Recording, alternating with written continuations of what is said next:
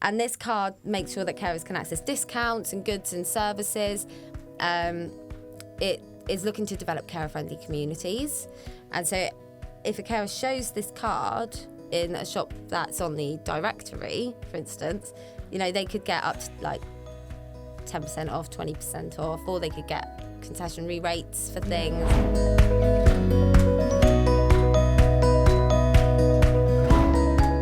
Welcome to the Family Carers podcast, where we help mums, dads, aunts, uncles, daughters, sons, friends, anyone caring for a family member or loved one to feel supported and connected to their local community.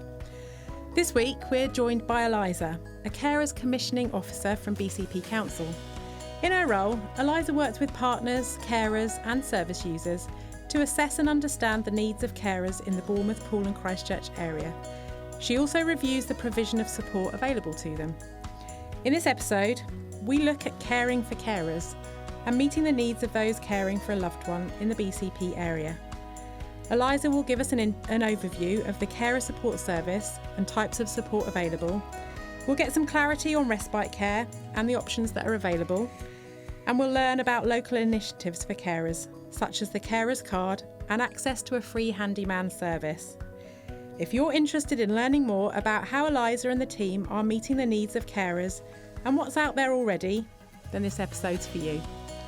I'm Melanie Cohen. Stay with us. So, I'd like to introduce you to Eliza. Hi Eliza, how are you? I'm good, thanks. How are you? I'm good, thank you. It's really good to have you here. I know. It's been a long time coming, something like this. It's needed. Good. You've got so much information. I'm desperate for you to share with the listeners. But for now, before we go any further, for anyone that doesn't know you, can you just start by telling us a bit about yourself and your role? Yeah. So it's commissioning it's a complex role. It accounts for kind of every element of support that exists, particularly for carers in my case. And what I do is engage with partners and with the market to make sure that there is provisions available for carers that kind of align with their needs, their views, their values. And so it's a lot of analysing and assessing local needs, looking at different data and things like that. But the fun part is where we get creative. We get really kind of innovative with the things that we come up with to support carers. And we always do, any kind of work. I suppose it's in co-production. It's really what is the most important thing, is we just work in a way that enables carers to share with us everything that they feel they need, and then they support us to develop those services. And so it's kind of like carers supporting carers in that sense is what is so great about it. And I think a big part of it as well is having an idea of what the trends are in the area, to know what provision we'll need in the future, what type of workforce we might need, what services people need to be able to access. So it's a lot of kind of strategic work that we do.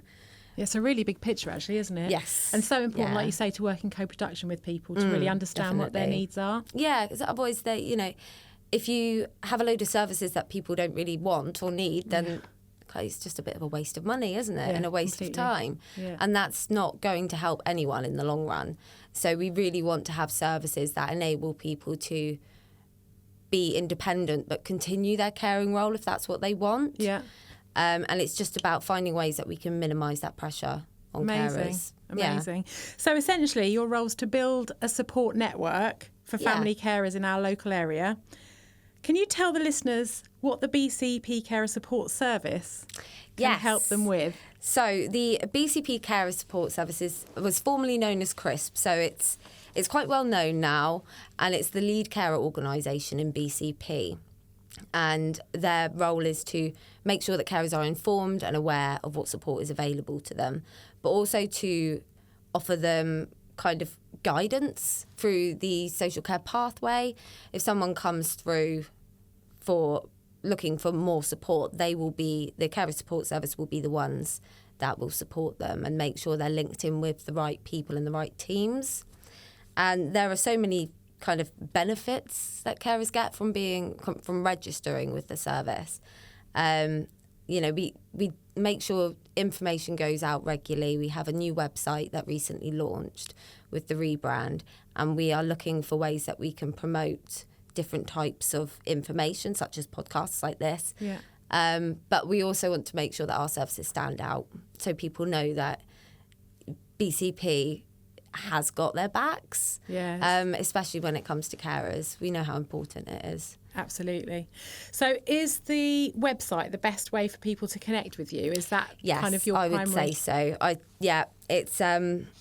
It's at the moment, it's going through a review. So we are looking for carers to support us with that, to make sure that it's a really high standard website. Yeah. But that, if you're looking for information and you don't necessarily want to phone in, you can just have a look at all the services that are available to you just by registering. Yeah. But you could also email or give them a call, and their details will all be, provided at the end. Yeah. Okay, so if someone's not confident using the internet, they can call in and access that information over the phone as well. Yeah. Yeah. Okay, that's brilliant. Really accessible. So it's, like you say, the wonderful role that people are doing by providing that support and care for family members or loved one. And it's great that there's such recognition out there around the practical support that they need to make a real difference in their day-to-day life. Especially the support that they often need that they desperately need to look after themselves, because they're so busy looking after their family member or loved one that quite often their needs get pushed to the bottom of the pile. Yeah. So it's great that you're offering all this practical advice, support, signposting, and that support network for those people. So thank you. So what you're doing here is really hyperlocal, and it's brilliant that BCP Council are so involved and committed to making a difference to people locally. But does it extend more widely across Dorset than just being in the BCP area? Yes, a lot of work we do is in partnership with the rest of Dorset. And I chair a forum called the Dorset Carers Partnership Forum, or it's more commonly known as the DCPG. And that brings people who work with and support carers from across Dorset together to look at the issues people are having, to discuss them and try and find ways that we can make a difference in those areas. For instance, we've developed books that support carers to access learning and development opportunities, which I know we will talk about a bit later with Heather. Yeah. And that is, that was in partnership with carers, and it was a huge success. But at the moment, we are looking at things like respite and trying to find ways that we can help carers understand the different types of respite people can get, because it has a lot of different definitions, because you can access it in a lot of different ways. Absolutely. And I know how it's confusing for us as practitioners, let alone, imagine how confusing it must be for carers. So we really want to make sure that is clear. There is one shared message across the whole of Dorset, and everyone knows where they can access that support. Yeah, I mean, respite care is one of the things that we most commonly see the need for, and an increasing need for, in fact, in the BCP area. Yeah. And respite care, like you say, can be really confusing. And I think traditionally people have thought of respite care as an opportunity or replacement care whilst they have a holiday, for example. Yeah. But respite care is so individual to every person's situation, and it can be anything from an hour or two, either regularly once a week or ad hoc, through to like a whole weekend or some overnight care to help the carer to get some rest, well-needed rest. Tell us about what you're doing around respite care then. Yeah, so I know, in the DCPG, obviously at the moment we are exploring and we're mapping out, kind of talking about the challenges people are having, why it's so hard for people to access respite. And in BCP Council, we're looking at that more on a local level. Mm-hmm.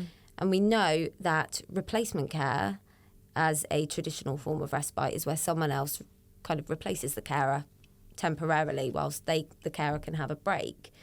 Carers UK found that the majority of carers are using those short breaks to go to GP appointments and things like that, and that's not that just defeats the purpose. They're not actually getting a break.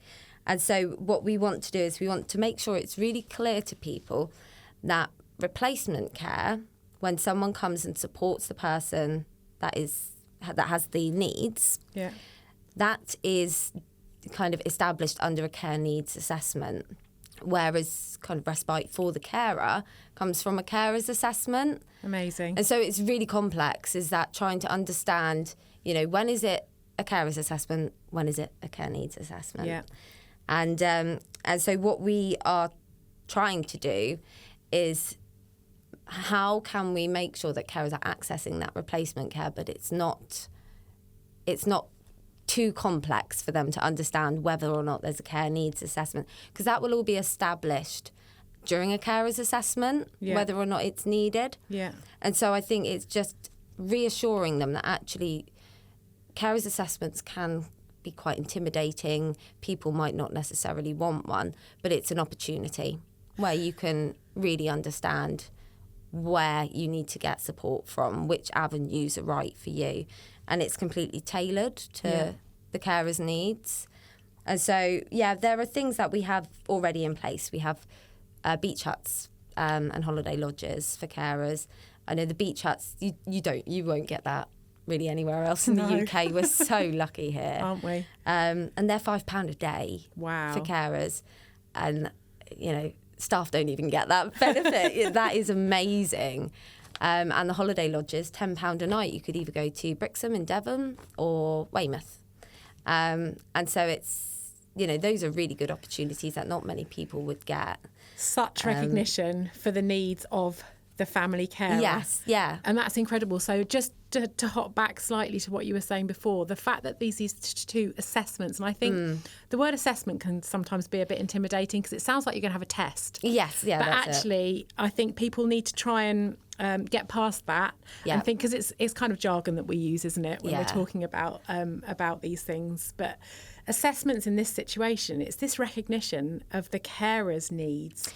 And if there is a need for some replacement care, that comes out of that. So the priority there here is really looking at what the carer needs. Yeah, it's a conversation. Yeah. It is, I always, whenever I speak to carers, I always say the best thing you could do is just prepare, really think about your routines, your day-to-day life. What does a good life look like for you? We know that there are so many things that carers are juggling, and it could just be help to find a dog walker. Yeah. Some meal deliveries to the person they care for. It's finding these different routes where those pressures can be eased. And,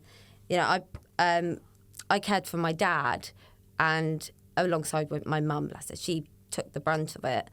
And it was so challenging just to have not just a physical break, but that mental break, because you are constantly worrying or thinking about, the lists and the Post-it notes all over the house to try and remember all the different things you need to do. And so it's just, even if it's just one thing, but that's what that conversation is about. Where can we support you to get the life that you really want and to finding help you a balance, achieve your goals? More of a balance. And making sure you don't lose sight of yourself in the process. That equation. Yeah, definitely. And it sounds like that's what you're really doing, is fighting the corner of a family carer. To really help them, encourage them to think about themselves. Yeah, and it's, in everything that we do as commissioners, BCP recently, added carers onto the local characteristics so any equality impact assessment on provision and things like that, carers have to be considered in that. And that's a huge step. Making sure that the carer's needs are always recognised, no matter what it is. Yeah. Oh, thank you, because you're doing a sterling job of really fighting the corner of a lot of people who don't have the time or the knowledge of the system to have their voice heard. Yeah, exactly. So that's really incredible. Thank you. I know that you're also looking at different funding options for respite care. Do you want to talk to us a little bit about that? Absolutely. So currently, if during this carer's assessment or this conversation, if it's identified that a carer has needs for specific services that we have commissioned, which are kind of our voucher services, then that will be arranged. But they're offered through as I said, vouchers, I suppose. So we have a take a break service, which offers carers vouchers for treatments and therapies. We have a set amount of providers that offer those. So it could just be to get a massage or something. Yeah. We also have cinema vouchers, so they can get free access to the cinemas. And we have vouchers for a sitting service, which is about 120 hours of support for the cared for person over the space of a year. Yeah.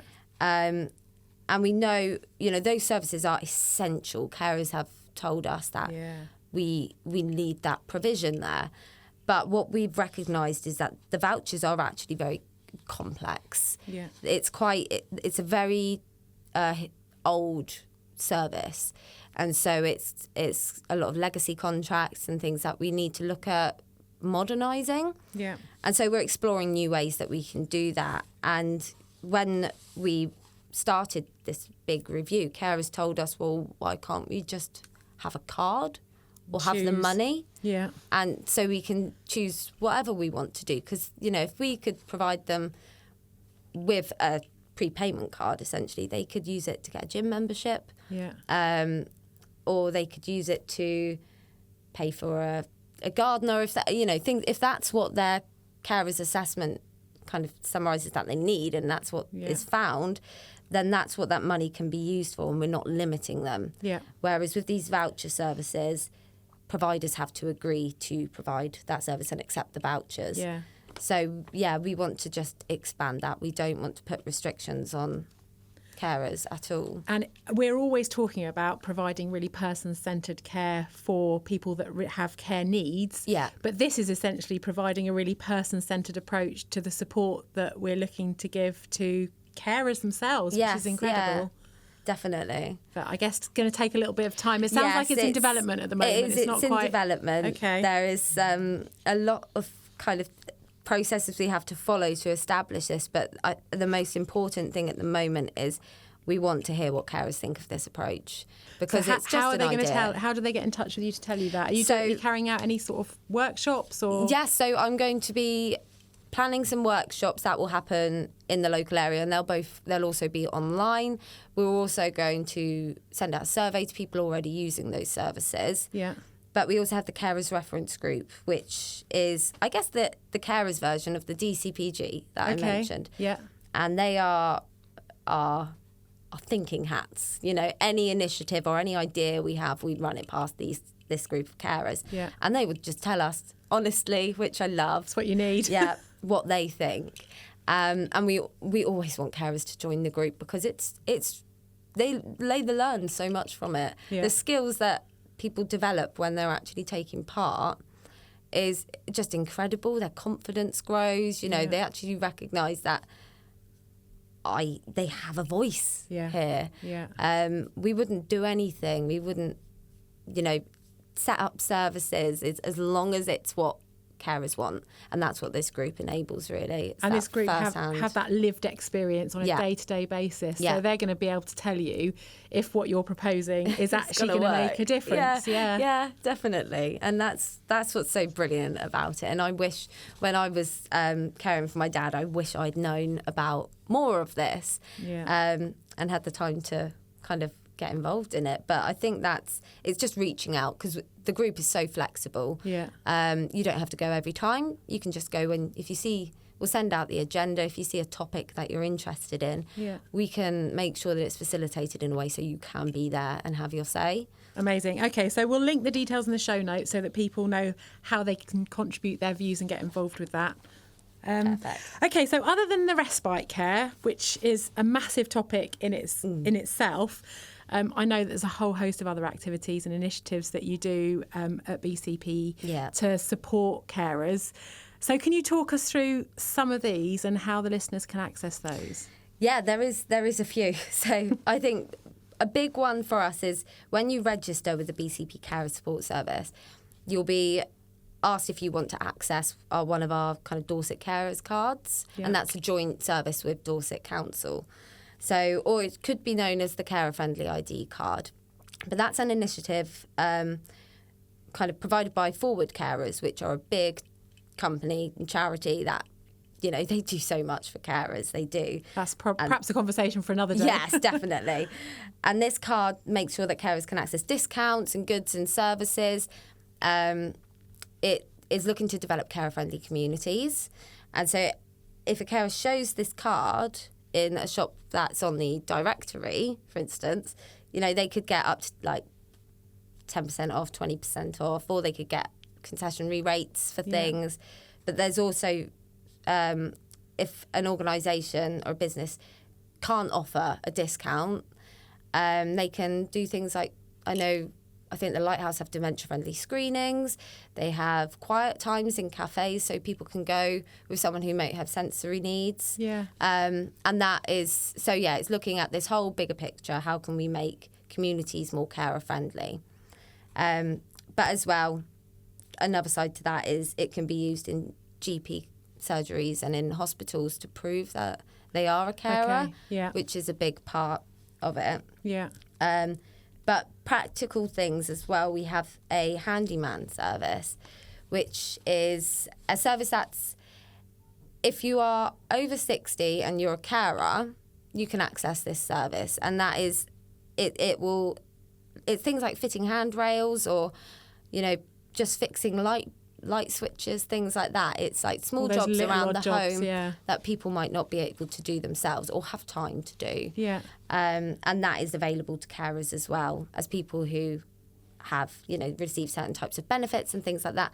But, the link will be provided and it's absolutely. made very clear on the We'll make sure we link that up in the show notes. But it's all of those little practical things that help on a day-to-day, just help to make the day-to-day a bit easier, I suppose. Definitely. Because I think we all have jobs around the house that we know, that yeah. to-do list. But if you could have somebody come in and just help you out with those things, it's just one less thing for you to think about, for you to worry about, isn't it? Okay, so the handyman service, that sounds brilliant. I think we'll have lots of people that are interested in finding out more about that. You might see their vans bobbing around BCP. Okay, what else have you got for us? So we have counselling services available for carers as well. It's another joint service with Dorset, and that's provided by the Leonardo Trust, who are an incredible organisation. They work so hard to support carers, and this service that enables them to access counselling is really tailored as well. It could be anything that a carer needs, and they will match them with a counsellor that is skilled in that specific area. What we want to do is we want to expand the diversity of that, make sure we have counsellors that are bilingual and can connect carers. And I think that is a big service as well. And I will just say, if there is any service that people are interested in, the first place to go would be the BCP Carers Support Service. Okay. To find out more.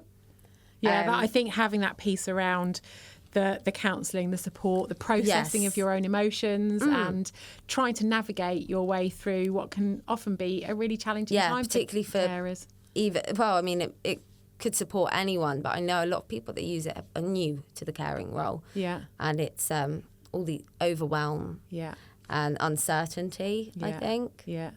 Yeah. Okay, that sounds fantastic. Thank you. Anything else? So I'll say two more quickly. Okay. We've got Prama Life Focus Scheme, which is a befriending and mentoring service. And, that's just lovely. Whenever we speak with the providers about, what's going on in the service, how things are going, they have amazing stories to tell, how it's carers supporting carers. Helping each other navigate the systems and understand a bit more about what to do in challenging times. And just not feeling alone. Yeah, 100%. Yeah. And the tips they give to each other, that's a really great side of it, is a carer could just mention something small and the carer they're speaking to might have a tip that can just solve that problem instantly. Yeah, and so it's a really good way of connecting people. Yeah. And then an important one as well is the Learning Disability Carers Representation Service, and that's provided by Minstead Trust. And they support carers of someone with a learning disability to make sure that their voices are heard as well. They have forums for carers, and they host kind of like different events where carers can go and just ask questions. But that's because we recognise that carers supporting someone with a learning disability have very different needs to other carers, because the processes of, accessing services are so different. So it's about making sure that those people don't feel like they don't have the support available. Yeah. Or if, the support is there, it doesn't line up with what they actually need. Yeah. And so the lady who kind of delivers that service, Cindy, she's very knowledgeable, and she is a huge advocate for carers. So it's really great working with them as well. But yeah, that sounds like another great initiative. Yes, there is a lot, and I'd say just have a look on the website, or on the BCP Council website as well. Will detail the services that are available. But if you want, just give us a call. Yeah, we can talk you through it all. It sounds like you're really open to actually tailoring the services and the support networks that you're building around what people actually need. Definitely. And that recognition is there that actually everybody's experience of being a carer, caring for a family member or a loved one, is going to be different based on their own situation, based on the needs of the person that's receiving that care and support.